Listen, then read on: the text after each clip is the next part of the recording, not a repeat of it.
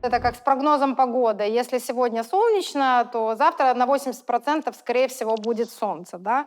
То есть когда я понимаю, что у меня есть мама, которая очень любит моего ребенка, да, там, я вижу это не знаю, не навязано, она не делает это демонстративно, то, скорее всего, если я ей об этом скажу, то в 80% случаев она не изменит своего отношения. Да, может быть, она напугается или сразу у нее появится страх за внука и так далее.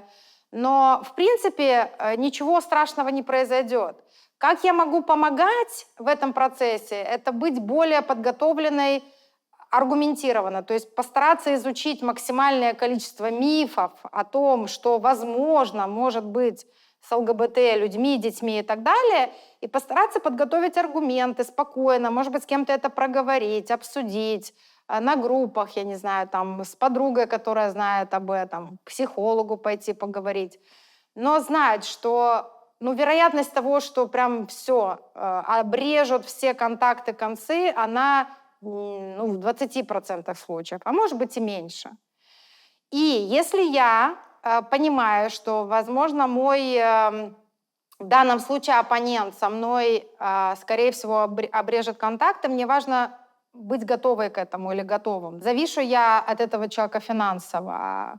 Завишу ли я как-то, что вот, допустим, из-за этого там меня и ребенка выгонят из дома? Ну, всякое в жизни бывает, да, что там батя такой вот гомофоб, и он тут всем рулит и говорит, вы мне такие не нужны, там, закатывает нас в бочку и отправляет на необитаемый остров, да. Мне важно быть в этом месте подготовленной, кому я могу пойти, кому за помощью могу обратиться. Может быть, мне важно стать более независимым с этой точки зрения, чтобы я могла или мог открыто об этом говорить.